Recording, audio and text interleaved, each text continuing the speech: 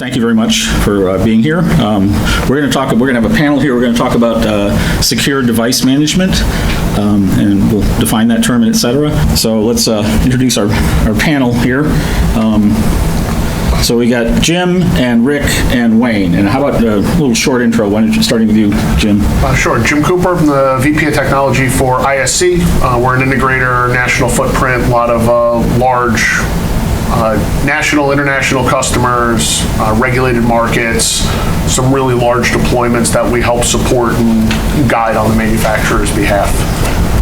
In the industry, 20 plus years, and leaning heavily into the cyber and the device management side and the hardening. Rick? Yeah, Rick Focke, the Product Management Director for Tyco, which is a part of Johnson Controls. We manufacture 3 or 4 brands of access control products. I get involved in the video products as well, as far as the overall security management platform. I've been also in the industry for 20 plus years, and with Johnson Controls now for about 15. Wayne? Wayne Smith, President of Tech Systems. Been in the industry about 30 years, almost hard to believe. And prior to joining Tech, I was responsible for logical and physical security for a global financial company. And had a lot of experience with some of the products that Rick is talking about and working with.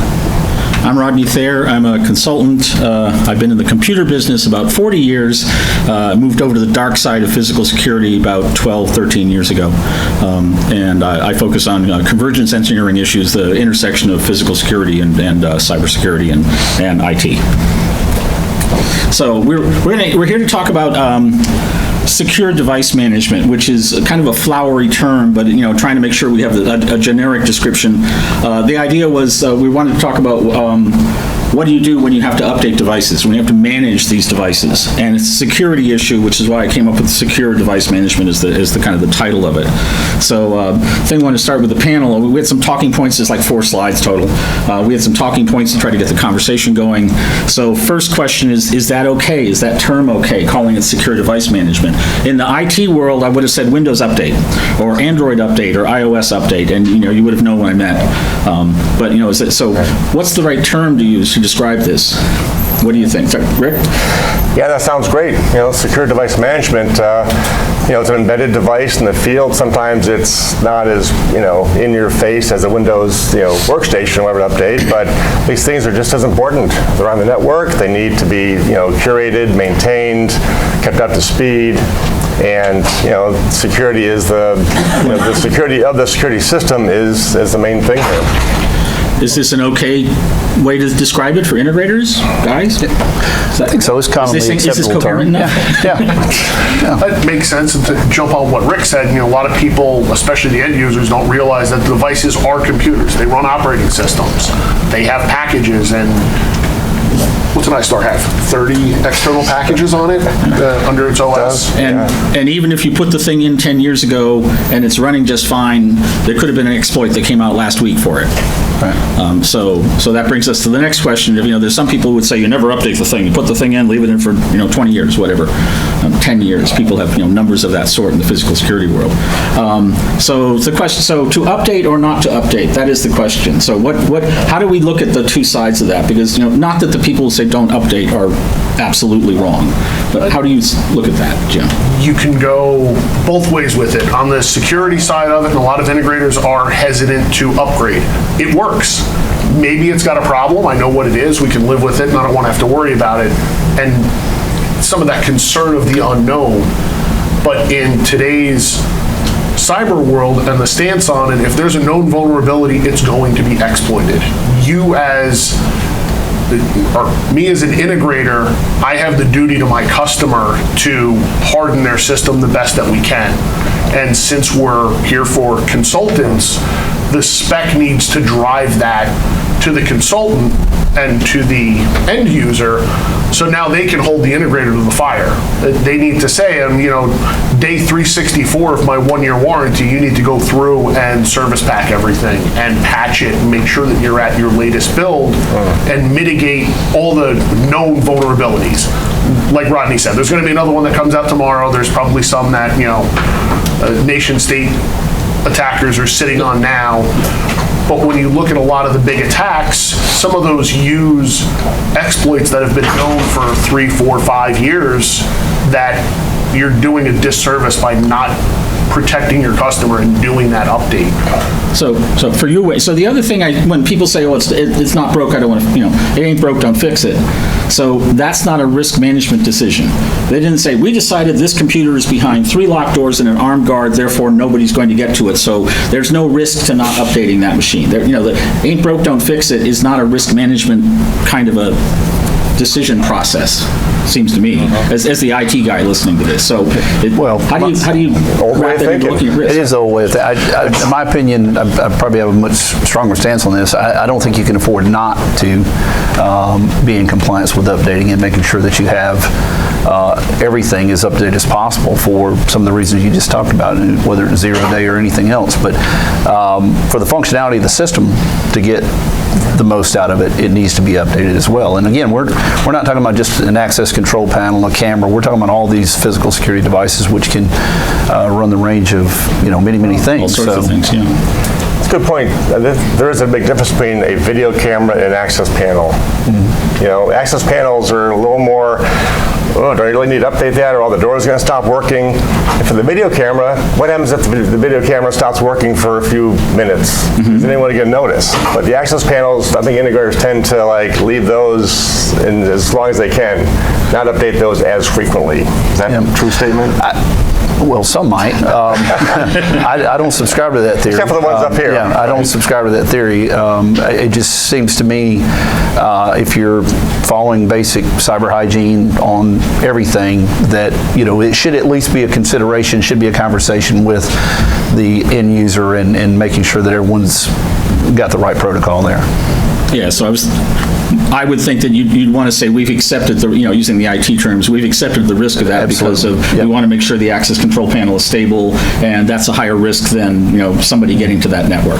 And of course, that's assuming people put everything in cleanly. So if your access control panels are on the same network as the exercise bikes in your fitness center, then maybe you got an issue already.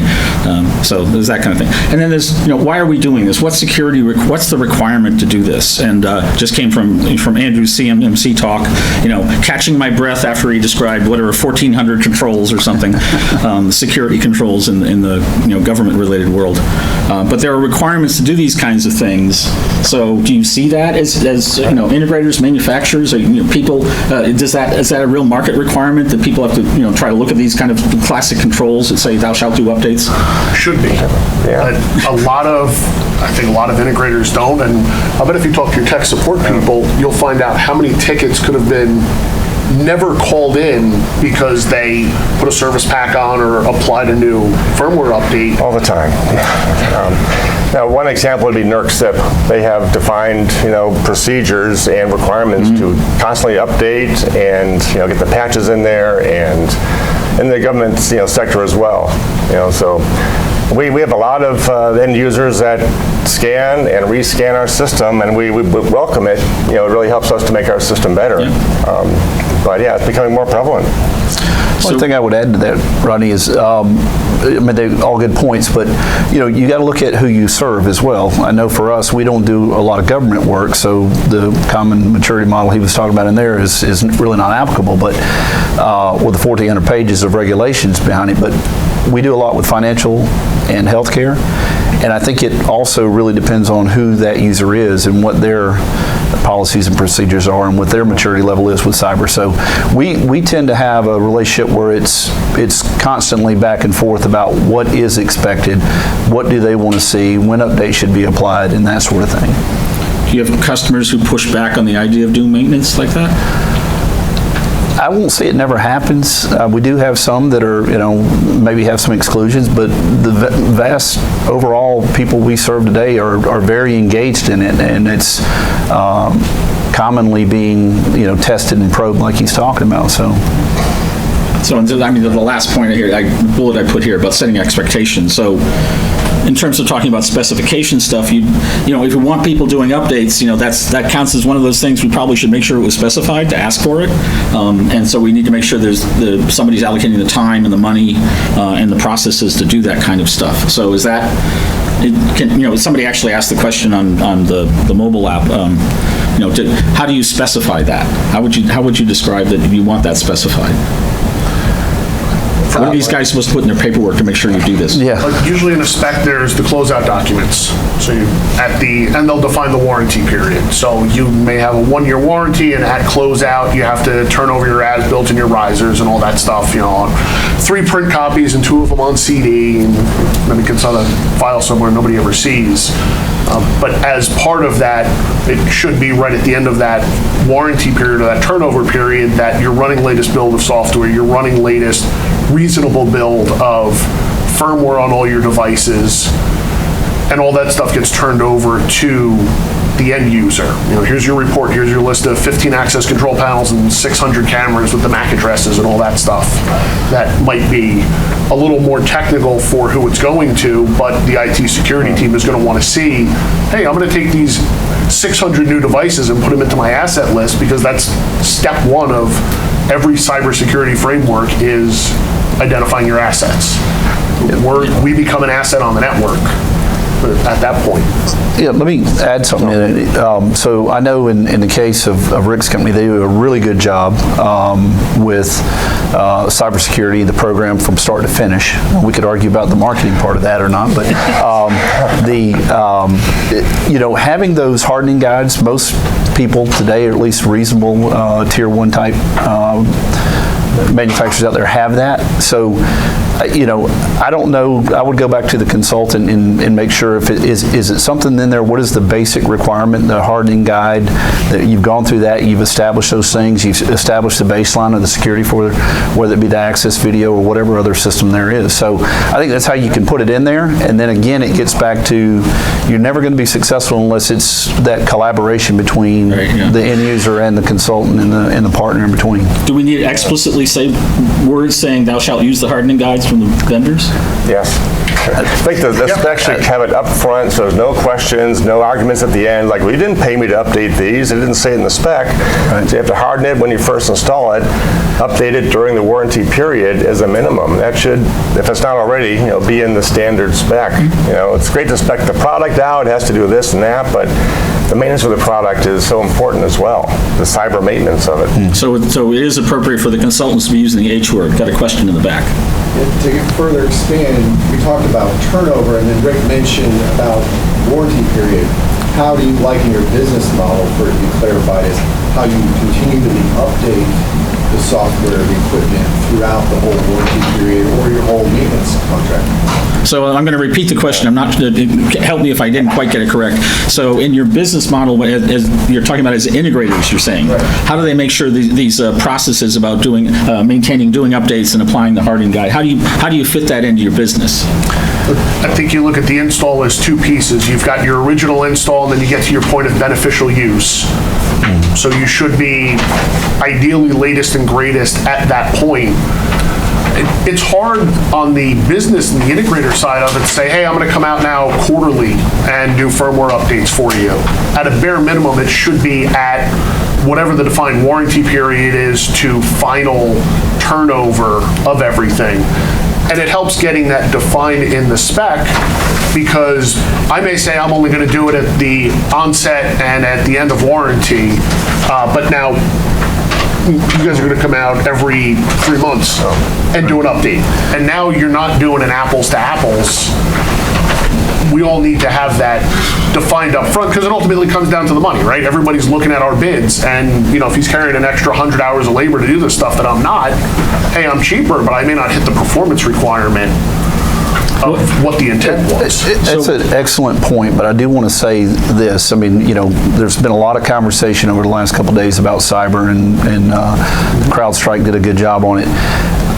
to me, there is a money aspect of this. There's a monetizing of those services. There is an audit and a monitoring of those services, and I think everybody should be doing it and doing it, accordingly. But I also, the statistic you just used, and the other one was 2,800 integrators out there.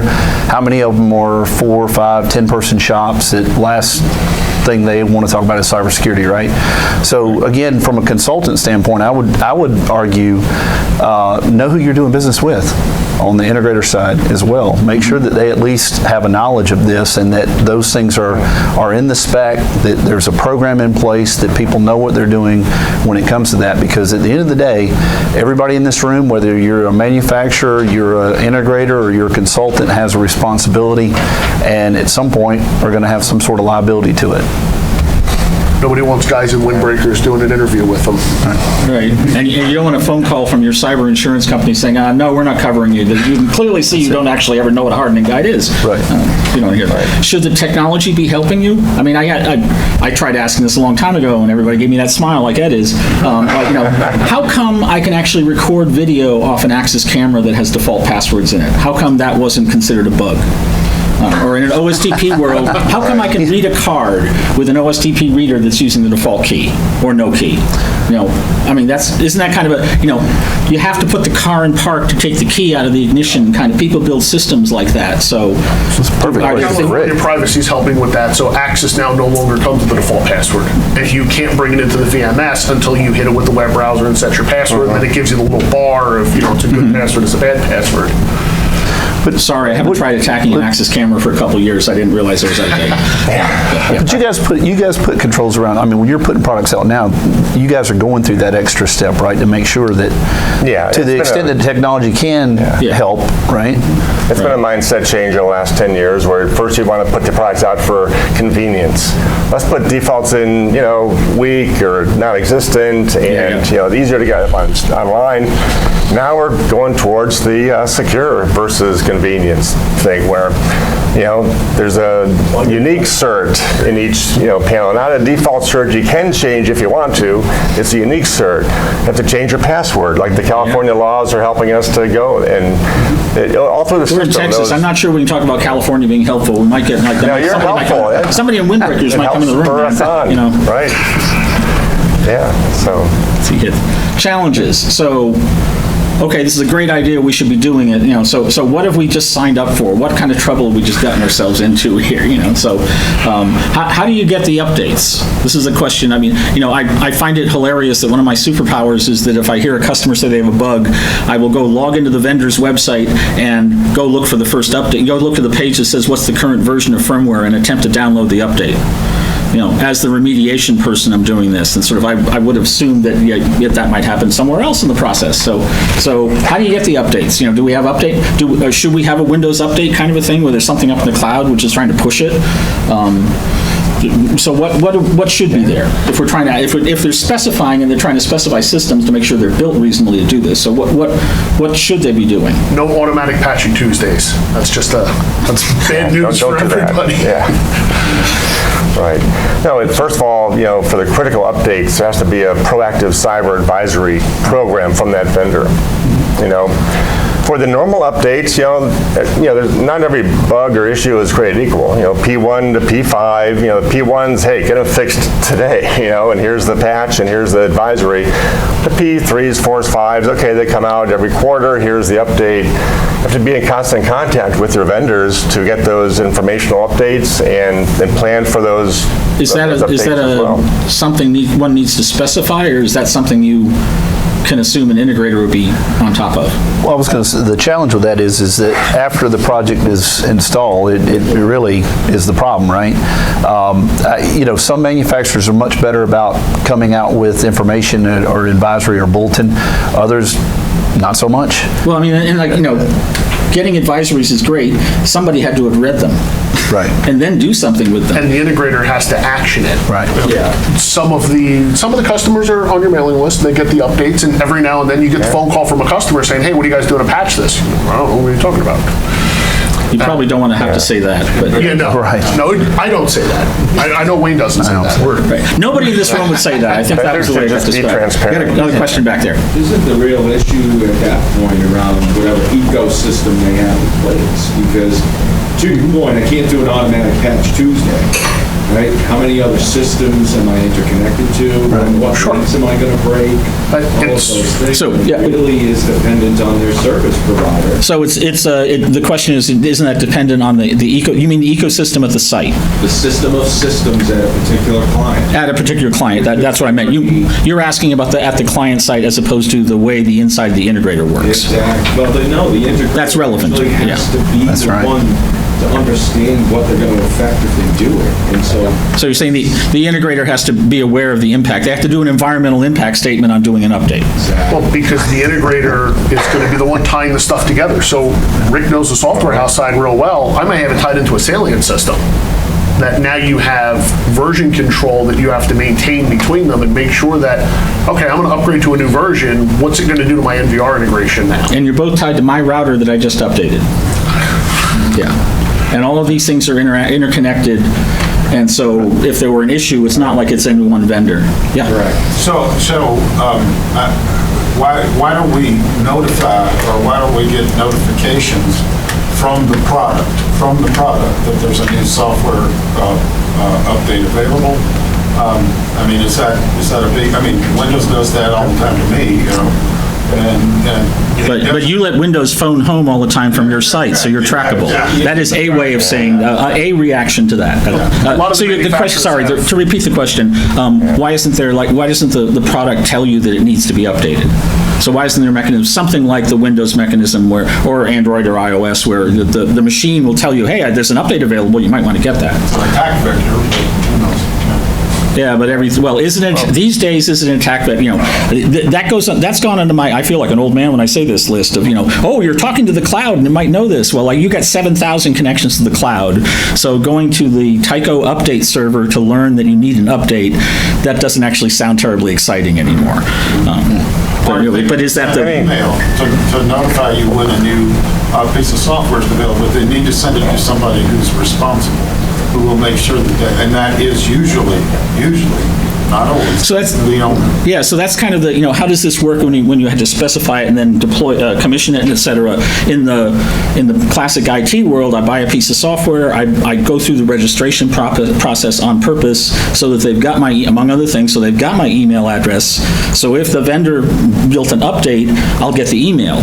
So does it work like that? Does the person does somebody who's running the VMS at the customer site, register a user that's going to get email? I mean, is that done? Should that be specified? Would that work?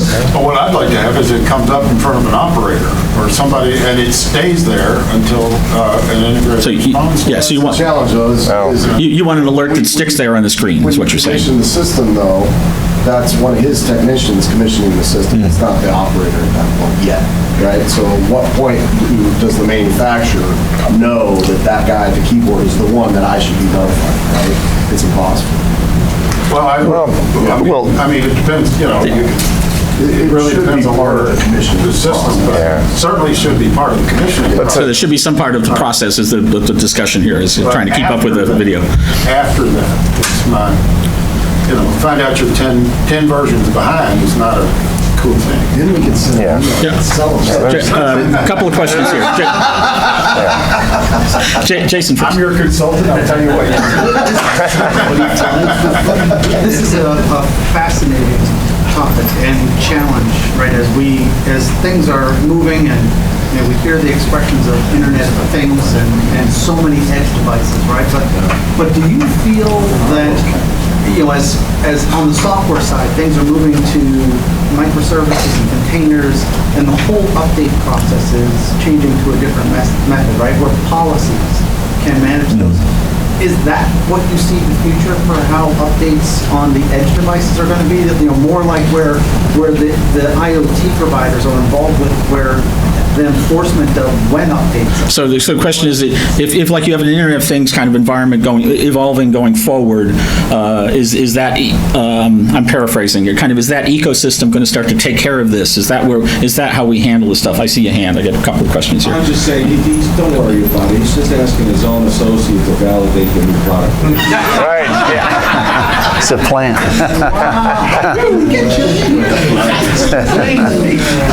So my comment, my Internet of Things examples is Nike shoes require firmware updates, Tesla cars require firmware updates, Cisco-controlled light bulbs require firmware updates. We got to deal with this, and those are all IoT kinds of, calling Tesla a thing. I guess some people would do that. That kind of approach. I see some of that going forward, but some of those IoT environments, like the ones that are associated with Amazon, they've got a cloud ecosystem that they're all tied into, and so you could do that. But some of the other devices wouldn't necessarily. And especially if you get into things like the physical security world, you could have dedicated machines that are pretty well buried in an environment that they may not have some ecosystem they're chatting with all the time. Well, right. Over half our I would think it would be like that. That's my suggestion. Right. And I got a couple other. So what's your recommended approach when you have a system of interconnected devices, of which the security products that you're dealing with represent less than 15 or 20%, and you have asynchronous updates across that whole platform? What is your recommended solution? So the question was, what's your recommended solution if you got an environment where there's many components and the actual physical security components is a very small, like 15%, I believe is your suggestion. But how do you look at it that way? So I know my answer is, what do you guys? Well, yeah, most jobs are all, there's a lot of best of breed. You have this manufacturer's, cameras, readers, panels, printers, routers. There is a movement for a third-party platform that does just that device management. Some, larger corporations are going that way, and we'll have to play nice in that ecosystem where, that third-party thing can consolidate and give you the whole list of everything on your network and the latest firmware, the status, the password strength. They want us to manage those, pieces of information. Early days, there's a few different platforms they're working with that'll give you that holistic view of the network. On the other hand, a lot of systems are air-gapped, and the idea of having a phone home to see what firmware is out there is great for those systems that can do it. But so I think you need a multi-pronged approach. The proactive cyber dashboard, so you can easily call up your devices within your own platform. Then the communications, just as a vendor, as a manufacturer, you just push out the communications. Here's the latest, easy to get to, the website, mailing lists. This kind of stuff. So the other thing I wonder, which apparently doesn't work well, because this is another I always get laughed at for. In the IT world, you would do a calculation and decide that if your environment is important enough and you've got a big enough organization, you would actually have a separate staging environment. You'd try everything over there with the 1,700 different components, of which the physical security is only 15%. And so I can cheerfully say, and you stand up a complete separate system and test it on that for a week before you do it.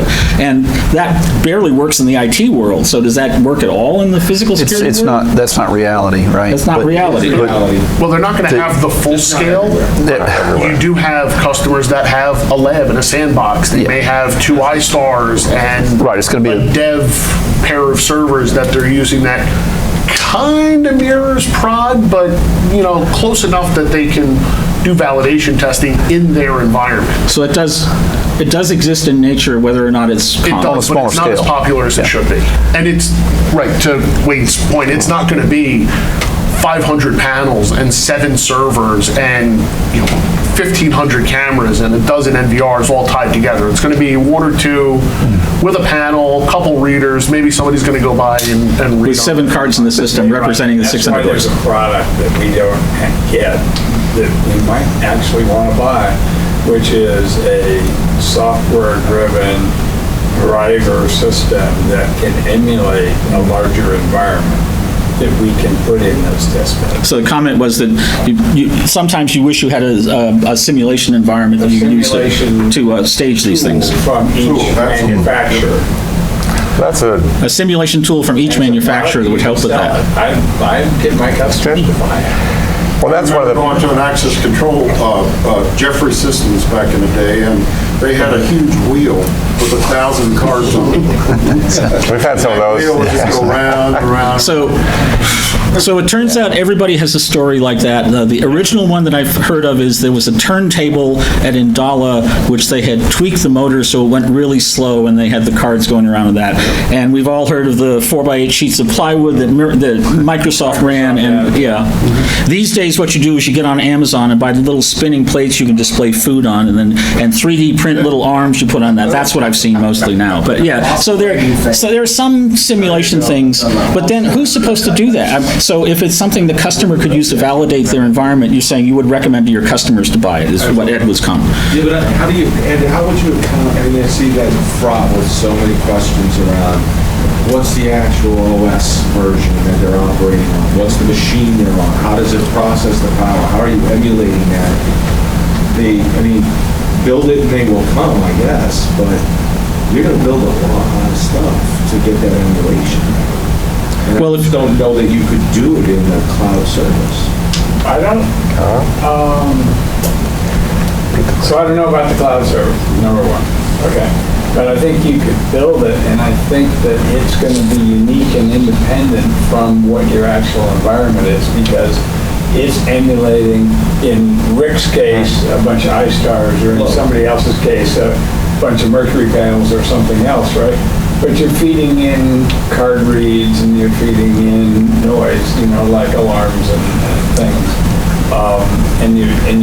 But you're feeding that in as equal data to what, in his case, an iStar or an LP 4502 or whatever in Mercury or whatever the panel is, right? So you're suggesting this is... What about all those links to the rest of the ecosystem, whether it's the DMS, the visitor management system, just Well, but we're already, we're already building that environment. We're spending a lot of money building an equal to an environment. It goes in proportion, the bigger the customer, the more chance they have of that ecosystem, that dev license or, set up with the, sandbox, whatever, or like pre-production testing, What do you guys do in the manufacturing process to do that? How do you emulate these conditions? We have our secret sauce. Yeah. Well, so We've got a wheel like that's always the interesting We have wheels question about too. the manufacturer. I see your hand. Do you want me to ask a question on that? Oh, please. So that's one of the sort of the interesting myths about manufacturers in general. They'll sell you an access control system that will have 562 downstream panels, and that says that in the spec sheet. There is an assumption that somebody back in some lab at the manufacturer somewhere has a big room with 562 panels actually wired up that they try once in a while, maybe not every 5 minutes, but you'd like to think like on every major software release, maybe they try it. And especially these days with the expand stage on some of these vendors, it doesn't look like they have very much QA in the back room. So there's that kind of, who's supposed to be doing this? Yeah, Mark. Sure, I think what we were trying to do in that discussion is answer multiple scenarios with one solution. Yeah. So I think it's kind of like different levels of maturity and need and risk, right?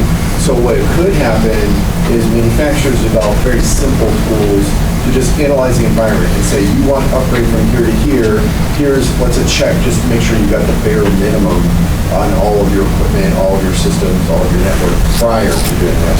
Then an actual simple software emulator, cloud-based or not, that just goes through and tries to replicate the environment, but in a very simple manner.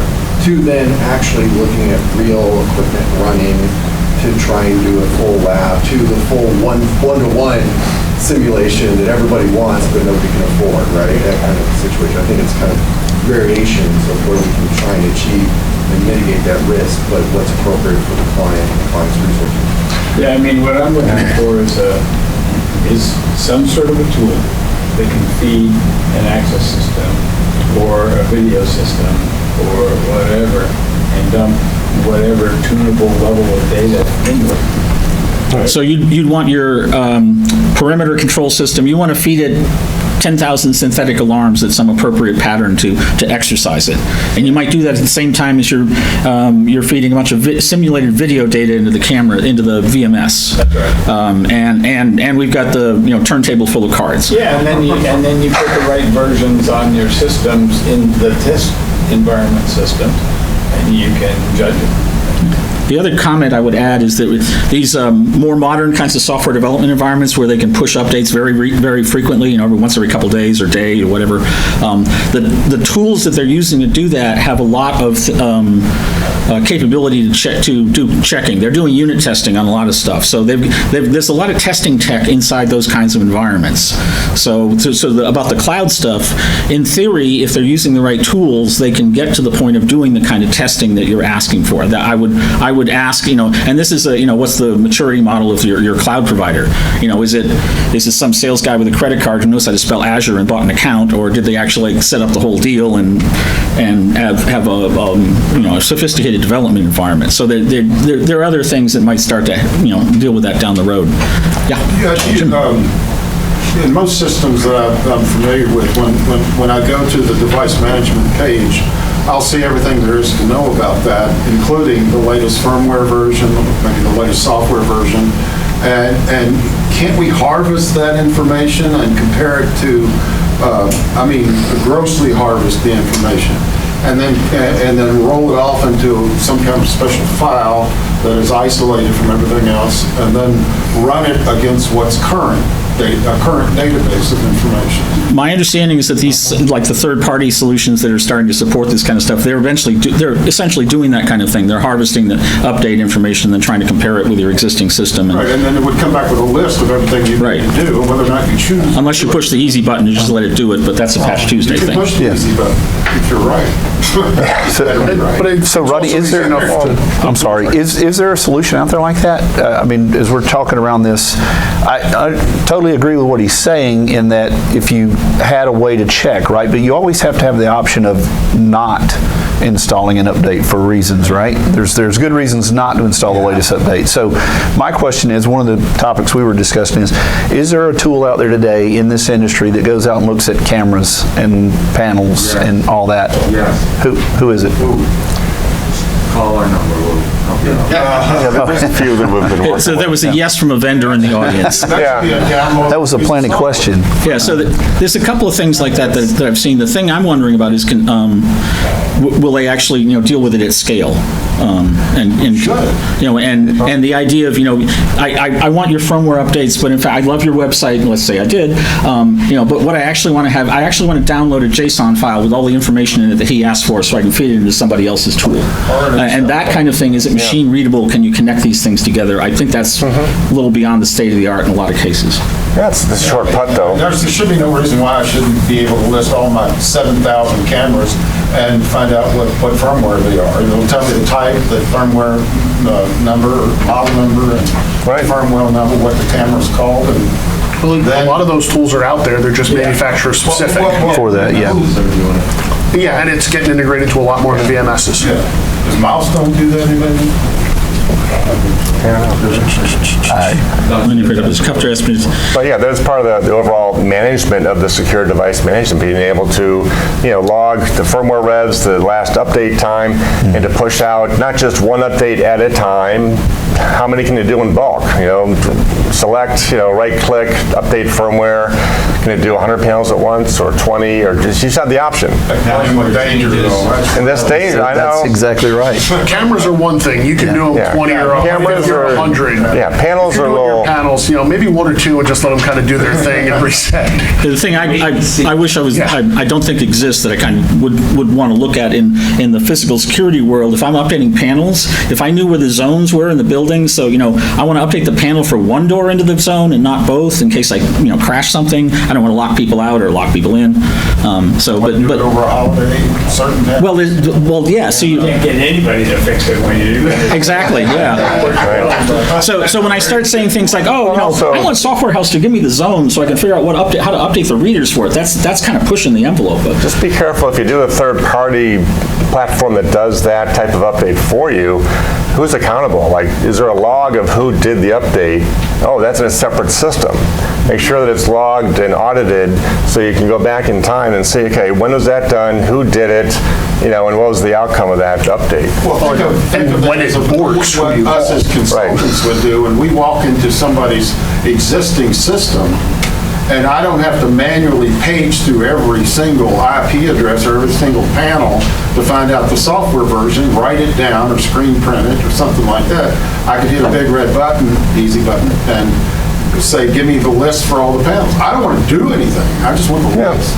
And that's the security That should be controls. in- Can I get that list? So That should probably be part of the spec then, you know, the Yeah, so system one must would hope have that a you would way to spec view to- in a single page, sortable, you know. It just did become.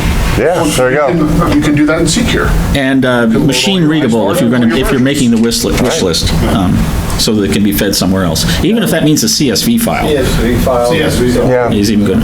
And I would use caution. I mean, if we're talking an overlay, kind of like that, we need to use caution because, you know, RS2 supports of, you know, firmware of the Mercury board different than open options, right? So you have to be very careful there. Right. And God forbid you push the wrong one, you just brick everything, right?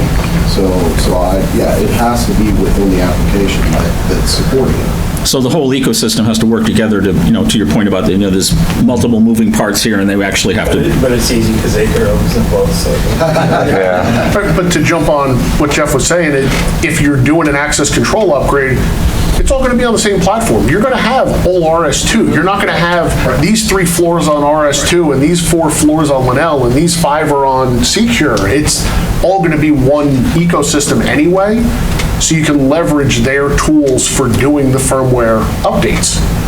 I can load all my iStars in Secure and just right-click, download firmware. The And controller part's easy, we do that. Yeah. Right? It's the other stuff that I think is really the discussion. It's the downstream boards, it's the readers, it's the other devices that we don't have control pushing the firmware. Well, that's where the industry is going, and Eventually. that's the next step. Don't stop at the panel. Go to the reader. We're getting there. We got the file transfer command now, part of the OSTP spec 2.2. A lot of the manufacturers' readers are getting on board. The panel And then they'll manufacturers explain the are. reader is actually the Bluetooth module and the keypad and the reader. And then, oh, by the way, I have to update the card format because Ed made up a new one. So there could be multiple things you have to download to an IoT device at the edge.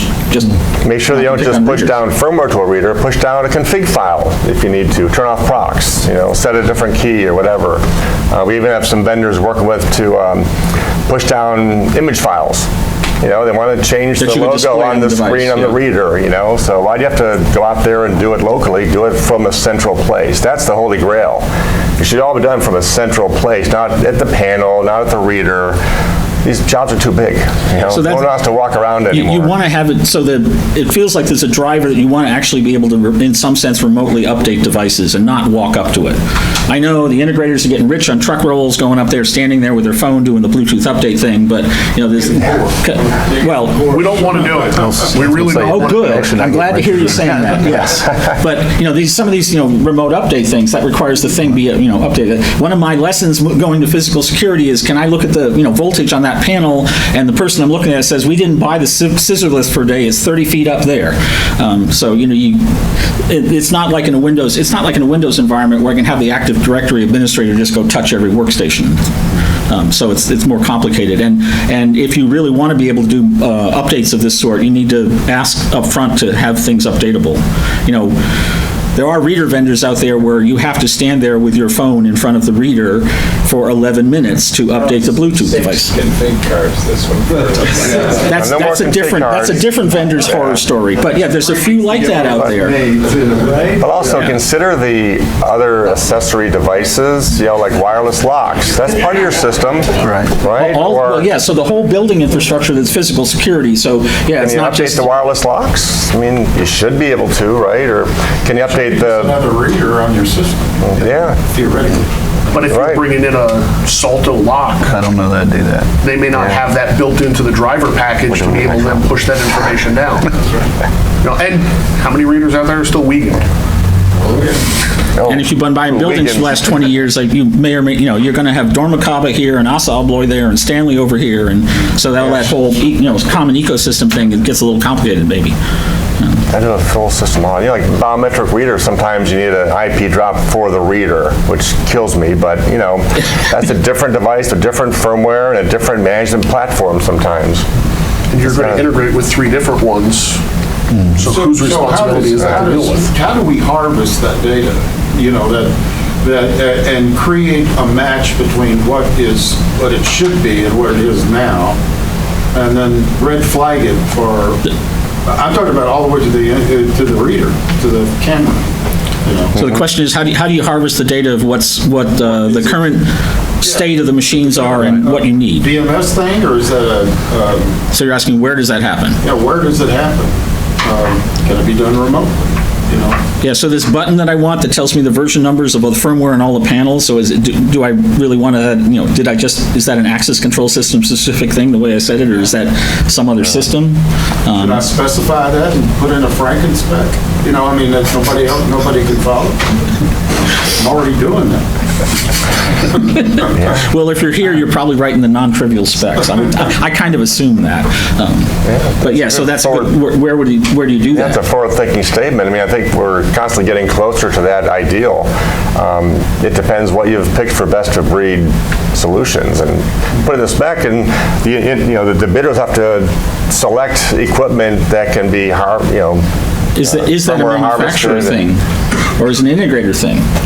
Is part of your value add as an integrator, Wayne, that you run enough infrastructure to keep track of all that stuff like they're asking for? Is it? Yeah, it gets, well, you got to remember, in some cases, the system is already selected, or, if they're speccing it, what you just described, I don't know that there's, you guys are moving that way, and I'm sure there's others that are moving that way, but we're not there yet, right? And going back to Jason's question is, what does it look like in the future? Today, it doesn't exist as far as I know. And I don't know if you wrote a spec, these guys would have to go back and determine if they're going to do it. They could bring it as an exception. They could say, we don't do this. We don't do it. But everybody doesn't do it. Right. And then they would say, oh, well, this is a neat thing, or, that we should think about. And it would get it on the plate. Don't you love writing specs like that? I love writing specs like that. You got just a 2-page list of exceptions. Well, it might help, select the ones that do the firmware download through that same platform versus not. There's like, how many wireless lock brands are there? We don't support all of them, but we do support a few that we can do firmware download on. So the bidder would have to, okay, let's pick that one because that does play nice with the ecosystem. You do a large university, and you could have oh my God, 1,000 of those locks right there. Some poor guy walking around, or gal, Thing. Right. I think we hit this next one. Operational issues.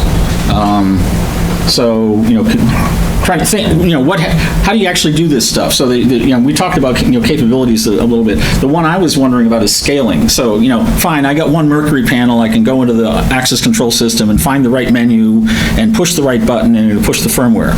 Okay, now I got 3,000 panels.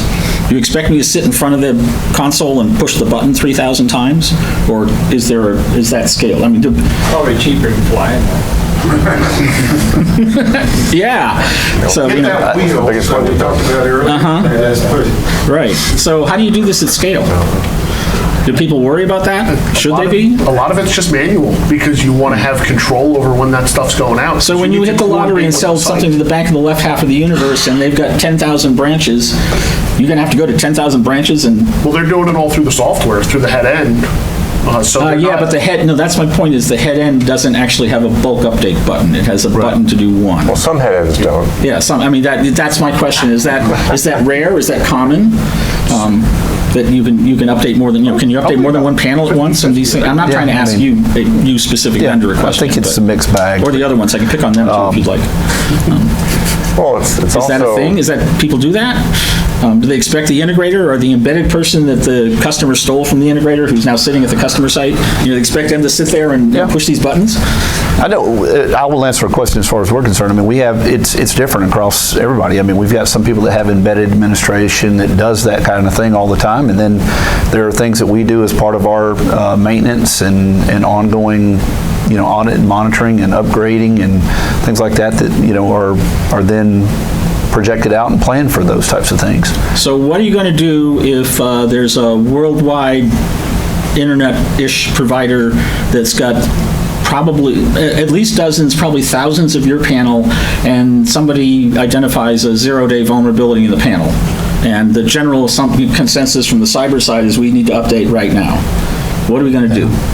Is that... You gotta pray. You gonna pray? That all works. You got a bunch of people, a bunch of clients, and you get to it. I'm going to get a phone call and a remote desktop address, and you're going to tell me to log in and type in the following 5 commands, and that updates the antivirus on the machine. That's how we did it, isn't it? It takes planning and coordination. This is the kind of digital Pearl Harbor kind of thing that what are we going to do when that happens? Don't you think it's a matter of risk? In certain places, there may be a risk in certain places than a global, or if you're in Prague versus Iraq, or someplace like that, there might be a need to do those first, and then, set up, use a risk analysis in setting up priorities for...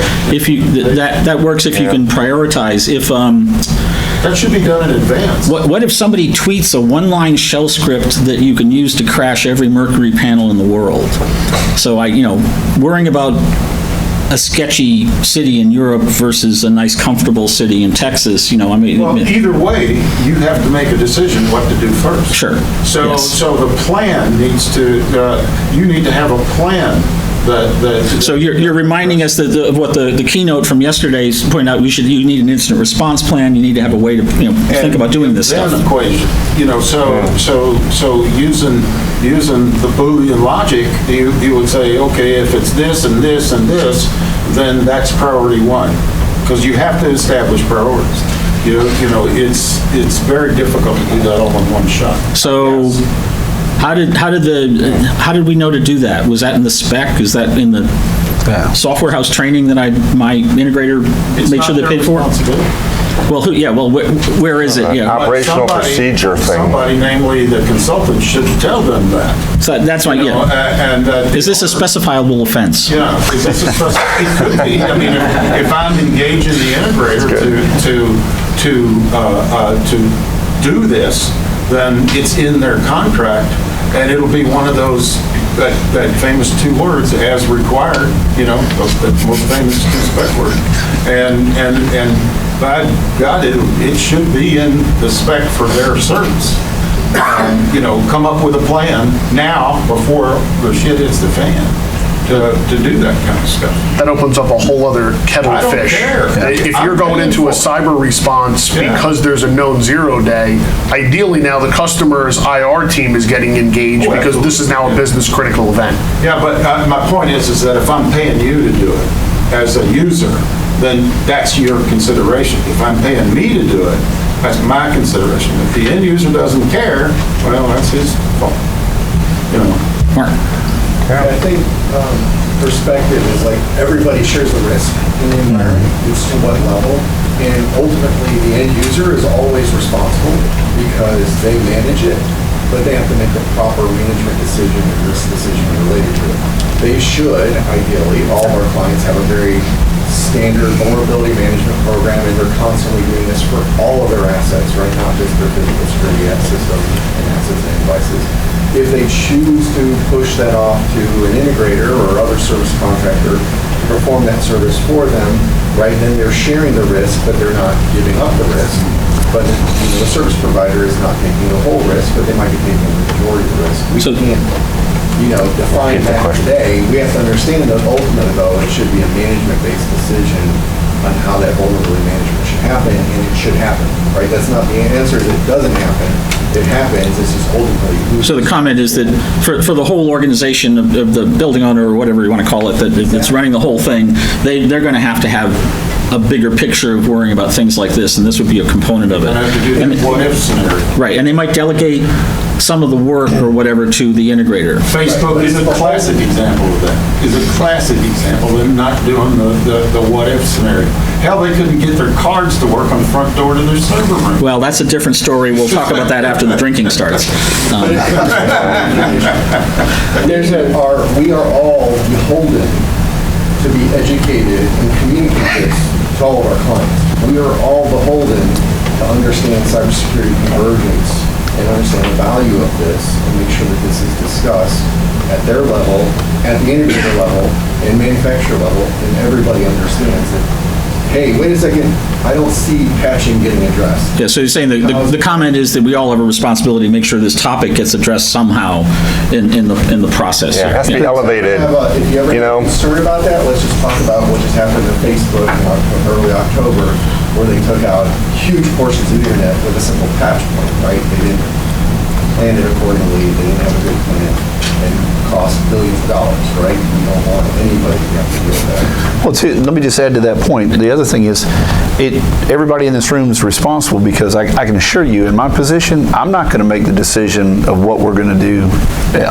Use your example at Facebook if I was serving them. It's not our position to do it. It's not your position. It's going to be it's going to be a collaboration of everybody involved, and their But risk. if I'm paying you to do it, and make those decisions, or marshal the forces to do that, to organize it. Like, for example, a security meeting at the end of a project, to talk about things like network updating and hardening the networks and keeping patching up to date and all that kind of stuff. I mean, that's where it should start. You have your IT people there, you have, from the owner, you have you guys there, you have me there, and everybody's there to talk about this stuff. Just be prepared to write into that same spec that you will pay, the client will pay for any additional insurance charges that Wayne's going to incur. Ed, you had a comment. Well, I just think that we all need to step back and say that, at least in my perspective, the bigger the system, the more involvement that the client has, and so the infrastructures change as the scales change, right? So different sets of folks are going to make decisions depending. So when you're on a project or a site, that's one thing. When you're on something that's 3 or 4 or whatever, that's another. And when you're in a whole bunch of countries, that's another, right? So they're going to be different, and you're going to have different groups of people making decisions. Does that track with scale? I mean, something the size of, a company the size of Salesforce would have lots of stuff and would have, potentially have organizations like that. The company that ships French fries to McDonald's, which is the trucking company, they may or may not think like this. They probably keep track of the gasoline, diesel fuel, whatever, electric trucks, whatever they're using. But can you assume just because they're bigger, they'll think about this? And then you have something to hook. Is there some bigger thing to hook this into? Are you assuming that? I mean, I'm assuming my experience that a corporation, this is on a commercial environment, not the government, right? Yep. A corporation that's bigger and more spread out, and more things, seems to have a better So it does. reputation that Okay, so yeah, they would. So, if they had 1 million trucks, they'd probably get enough of an IT department to care about this, or something like that. because they're doing tracking on those trucks, they're doing a very big IT thing on those trucks, right? Yeah. They're tracking miles, and drive. Well, yeah, the IT people know that. We run everything. It doesn't matter if you do trucks or sell cars or whatever, of course, yes. Used cars. A lot depends if they have a security director or it's too small for a security director. Do they have, a comment on if they have a security director or not? If they're big enough or they care to have one, which again, let's see, so maintenance, specifying maintenance, do we do that? You should have a service contract? Is that common now? It's usually an ad alternate, hey, put your dollar value here for 2nd and 3rd year warranty. At least Use that part of the evaluation process. Should that be an alternate, or should that be part of the base bid nowadays? I use that part of the base bid and call it, instead of warranty, I call it a service. So I've got a warranty, and then I've got a service, which is a replica of the warranty. That's a good point. Yeah, warranty means if it's broke, do something. Service is like be proactive, establish a plan for updates, for system audits, that sort of thing. I treat them as two separate things, but they're in the same contract. Good. Does that work to describe this ongoing maintenance? One of the things I see when I get these weird troubleshooting gigs is that, they're stuck on, software 7 revs back for somebody, and, well, we had to do that because we have the special integration that goes with the purple bollards outside building 4, and so they're rev locked. So does that work to describe you really should be doing ongoing maintenance stuff? Because some of these people get locked into old systems. Well, yes, I mean, but the problem is that you don't keep it up, and you don't want to do it for the second and third year or fourth year, and then it becomes time to, okay, we got to update everything. We got to pull our servers and update our servers and our hard drives if we still have those things in those days. Well, yeah, and I'm not sure how it is now, but it used to be the way the software maintenance process would work is if you wanted to get the customers off the older rev, you just kept raising the maintenance price until it was so painful that upgrading was easier. Yeah, but you can fix that price at bid and give them an excuse. You can give them an excuse to raise the price. Because there are things that would raise the price. Cost of hardware, cost of software, cost of labor. I got to go back and get that purple bollard integration programmer out of retirement to go do the updates for the new version of OnGuard. Yeah, that kind of thing. First retirement. All right. So can you specify maintenance was kind of the thing I was trying to bring up. Is that a reasonable thing? Is that something that should be being specified? All right. We see in our support agreements with customers where, hey, I'll give you a block of 200 hours that you get engineering support for whatever you need, but we're also going to do this. We're going to go on and do quarterly SQL optimizations and other bigger picture maintenance things to help keep things chugging. As part of it, we're going to do 2 software upgrades a year to help keep everything at version. I can make sure I ask the integrator to do that. Does that make sure that when Rick is paying a team of developers in Belarus to work on purple bollards, that he's going to keep them around for the next 5 years? So there's because there's many players involved. So does that work? Is that a practical way of describing it? Well, it's also the challenge of you don't know who the strategic alliances and partners are going to be next year. The manufacturers could just have a falling out or get into some legal battle, and now that's it. We're killing this integration. Right. But you can still honor the contract. And you can still, you can say, okay, at year 2, it's going to cost you this much. And in year 2, the integrator falls out of favor with the manufacturer, but it's still the integrator's responsibility to fill that void. And so you allow him to produce evidence that says we've had a price increase due to the fact that I'm no longer certified for this product or something. That's AKA simplex. That's a difficult thing to put on the integrator, that now you become responsible for maintaining an integration or a device that the manufacturer now no longer supports. Well, you can modify around that. I mean, you can write around that. I mean, and I don't expect him to. Maybe he goes out and gets a subcontract. But we have to hire Rodney's purple bollard consultant and bring them on, but now that's extra cost. And the translator, because he's in Belarus, so you got to do it. Yeah. But everything can be written in the contract. Everything. The purple bollards.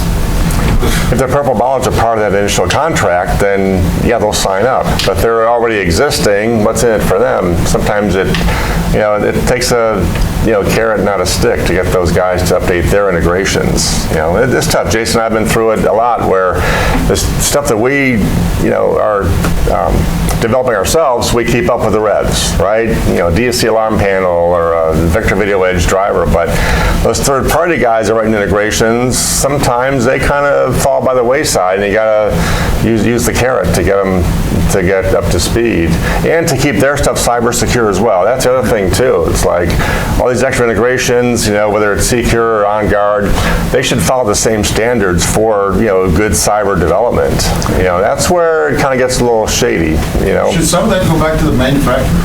I mean, should if I buy software house products, shouldn't software house say we're going to warranty that product and they can find the integrator to do it, and we'll pay software house to do it? So, I think the challenge there is. Yeah. We've got questions in their head. Okay, so I marry this, I marry this integrator, and the integrator says. A shotgun wedding? Yeah, software house no longer support, and this is an actual case, and software house no longer supports this integrator. Then I go back to software house and I say, hey, who do I get? I need an integrator that's at least as qualified as the one you just fired.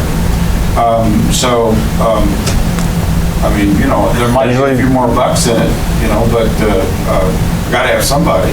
But I want to continue that and honor that agreement, that service agreement may be modified, So I rely on the manufacturer to tell me who should do that. Usually if we do fire somebody, there's a few other ones in that same area, that'll take up the slack and do an as good or better job. If there's a few, if there's somebody in that. Yeah. We're willing to hang on to it longer if there's not. Yeah, you're right. Right. right. All right, so we're getting near the end here. So I think we kind of, talked about these, but, so my first question is sort of this whole, do you need to do anything? Do we need to actually be doing updates? And I think that sort of the group kind of decided yes. Everyone in agreement? Yes. Yes. Hey, I've only had one conversation with a consultant this week where they're like, oh, I don't do updates. But it's kind of interesting. I don't do updates. I don't recommend updates is his description. Proper mapping the words there. Yes, right. And what will we do about it? We talked about that. So what's the downside risks of doing this? So can we, I guess that's to your point, you want to be able to simulate the systems and do something to identify that whatever you're going to do to the update is in fact you're improving things. You're not going to harm the system. Yeah. I'm not going to lock all your doors because I updated the panel. You want to make sure that kind of stuff happens. So you need to be able to do the kind of... I've been through that. That's not a good process. I've gotten the gig where, the customer said they locked everybody out, and now we want you to, that's those, not good. I found out about it when the president of the company couldn't get in his door. Yeah, typically it's like that, yeah. It's never the cleaning people, it's always somebody way high up. I assume the way integrators work is that the first thing you do is make the customer's boss's door work, and then everything else, I don't know, I would think that way, but. And he tried different cards, and he opened up the thing, and he had like 12 cards. Okay. So yes, we need to do something about it, and we talked about the kinds of things we can do about it, and we also talked about the fact that some of the ideas we have are a bit off the edge of what you can get today. You're taking notes. You guys, Jason, you're taking notes to go back and take this to product management as voice of the customer feedback, right? VOC feedback. Right, I'm going to look at the video afterwards and, take some notes here. Yeah, you're going to find the places you laugh at, and the places you're already going to ship it this week, and places there might be a few suggestions, Right. Maybe some. I'm literally going to specify this tomorrow. This is good. Good for you, yeah. I have an ongoing, oh really, how are we going to update those 3,000 panels conversation, and it's not pretty, but there are in fact 3,000 panels to be dealt with. And, right now it's only 4. And I'm not trying to, get 200 plane trips out of the thing myself, but so that these things are going on in the real world today. So, any other comments? I think we're about at the end here. Outside risk. Got another one back there, Mark? A general comment is we want to make sure we understand that we're trying to work not just in physical security, but also with cybersecurity. So it's truly a converged discussion, right? And when we're talking to cybersecurity professionals, they don't know what secure device management is. They know this is vulnerability management or patch management. And so we want to make sure we're cognizant of talking. It's vulnerability correction management. I'm not trying to sell you a new vulnerability. So vulnerability management is the wrong term. And so whether or not the term secure device management work for the InfoSec people is in fact a very, the comment was we got to work together with the cybersecurity teams and all the other teams, in whoever's running the whole site to address all these things. And we need to, and that's why I put the jargon comment in there up front is that I think this is, because I would go to the IT people people look at that and they go, what do you mean? I go, that's a security control kind of thing. And I'm assuming that was my logic in putting that title on it. But to your point, we got to make sure we're talking to each other, not past each other, and we're actually talking, and all that. Don't wait for them to come to you and say, look at this, oh my gosh. Like, be proactive and go to the IT group. Hey, look, we're installing these 20 devices, here's the deal, here's the, Yeah, and firmware that, rev to your point today. about you specify something and they say they can't do it and they come back and tell you that, at least you've got the paperwork on that. So when the customer's InfoSec team goes, why didn't you do XYZ? You can say, I tried to specify XYZ, and that's what the vendor's answers were. At least you would have a paper trail that explicitly or implicitly somebody accepted the risk of that not being there.